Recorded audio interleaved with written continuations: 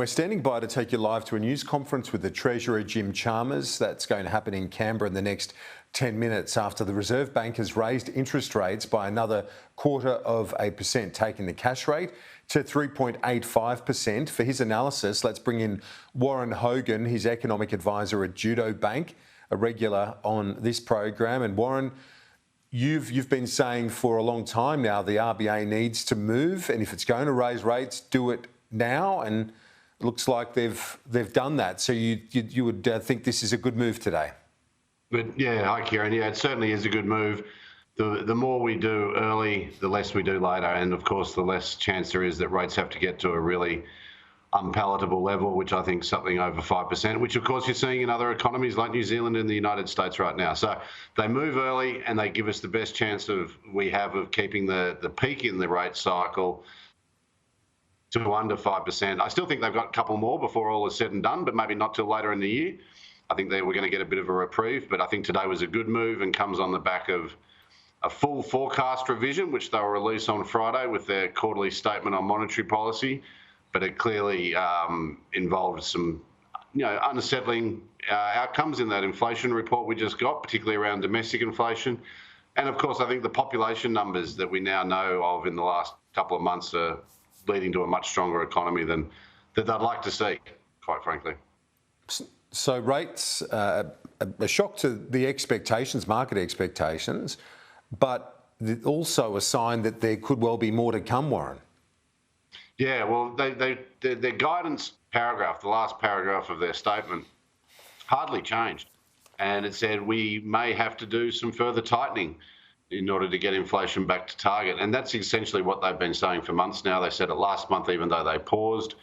So I don't think they themselves are confident that this is the end of it. But, they're just now in a stage where they're reacting to the information as it comes to play, how the economy is evolving. I don't think we're going to get back-to-back moves, not unless we get something startling in the next 4 weeks. I think they probably can hold off for a little while now. But the market, as you said, was surprised and was actually pricing the next move in rates to be down, and many economists agreed with the market. I think there needs to be a fundamental reassessment among many of our economists and, of course, our domestic financial markets about the interest rate outlook, and that'll create a bit of volatility, and I'm sure it's happening right now as we speak. Yeah, you can see that there already. It's having an impact on the markets. Let's talk about their budget. How does it feed into the budget? Obviously, it's almost done and dusted in terms of how they've put this together, but they've known that this inflationary environment is the driving issue, and Jim Chalmers had said restraint will be the main thing. Yeah, and I think that's right. I mean, I would like to see them cut government spending back a bit, get the budget back into surplus a bit quicker, but I don't think they're going to do that. But what they are doing very well is making sure that all the extra money they're getting since they've come to power, basically, is not being put back into the economy. So they should be commended for that. I mean, that's the responsible thing to do, and they would full well know that it would be irresponsible otherwise. So they're doing the right thing. But I think this does put a great constraint on them, and I think next week we'll see some new initiatives, particularly cost of living relief and some help for certain parts of the community, but that'll all be hopefully funded. And of course, the big thing we're waiting on in the budget is what the longer term plan is. We do need to get the budget back towards balance at some stage, even if it's 10 years down the track. We need to understand the dimensions of it. Is it credible? Because essentially Australian governments have always targeted a balanced budget at some stage in the future.